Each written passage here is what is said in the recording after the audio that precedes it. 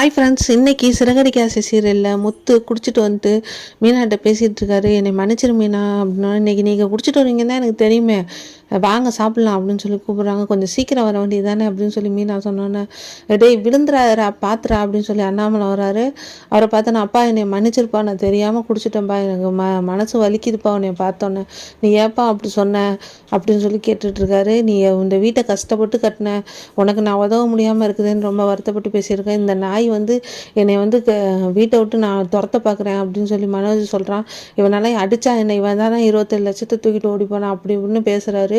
இவங்க கொண்டே என்னையை விட்டாங்க எங்கள் பாட்டி வீட்டில், நான் அங்கே கூட கைத்துக்கட்டில் தான் படுத்திருப்பேன். நான் அந்த சுகத்தை நான் அனுபவிக்கவே இல்லையே, நான் எந்த வீட்டில் நான் இருக்கவே இல்லையே, நான் யாருக்காக இருக்கிறேன், எங்கள் அப்பாவுக்காக தானே நான் இருக்கிறேன்.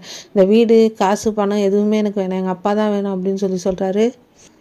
சரிடா தெரியும்டா போடா அப்படின்னு சொன்னால் விஜயா இருந்துக்கிட்டு இவன் நடிக்கிறாங்க, இவன் இப்போ குடிச்சிட்டு வந்து பேசிக்கிட்டு இருக்கிறான் அப்படின்னோடனே, ஏய் நீ எங்கள் அப்பா இருக்கிற வரையும் தானே இந்த வீடு, இந்த வீட்டில் எங்கள் அப்பா இல்லைன்னா இந்த பக்கத்து நான் தலை கூட வச்சு படுக்க மாட்டேன்டா, நானும் மீனாவும் இந்த வீட்டை விட்டு போயிடுவேன்டா அப்படி இப்படின்னு குடிச்சிட்டு வளரிட்டு பேசிக்கிட்டு இருக்கிறாரு. போங்க இவன் குடிச்சிட்டு வளரிட்டு இருக்கேன், எல்லோரும் நின்றுட்டு இருக்கீங்க போய் போங்க அப்படின்னு சொல்லி விஜயா போயிட்டு வாங்க தூங்க போகலான்னு கூப்பிட்டு தூங்க போயிடுறாங்க.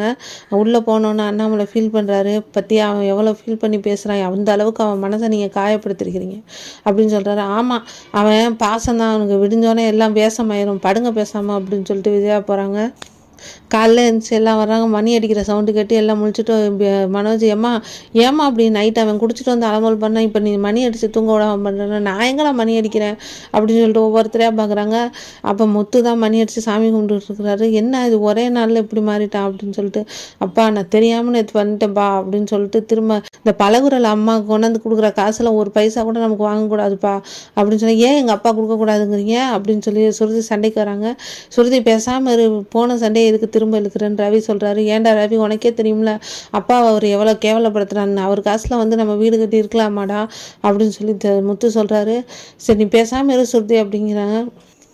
இப்போ உனக்கு என்னப்பா பிரச்சனை, இப்போ ரூம் பிரச்சனை தானேப்பா, நாங்கள் சண்டை போட்டுக்கிறோம் தானேப்பா, நீ இவ்வளோ கஷ்டப்படுற, பேசாமல் இருப்பா, இதுக்கு நான் ஒரு வரி சொல்கிறேன்னு சொல்கிறாங்க. எப்படியும் முத்து சொல்கிறதுக்கெல்லாம் விஜய் ஏதாவது ஒன்று மறுப்பு தெரிவிச்சுக்கிட்டு தான் இருக்க போகிறாங்க. ரோஹிணி தூண்டி விட்டுக்கிட்டு தான் இருக்க போகிறா. மனோஜ் அதுக்கு மணி எடுப்பாங்க. வீடியோ பிடிச்சிருந்தா சப்ஸ்கிரைப் பண்ணுங்கள். தேங்க்யூ.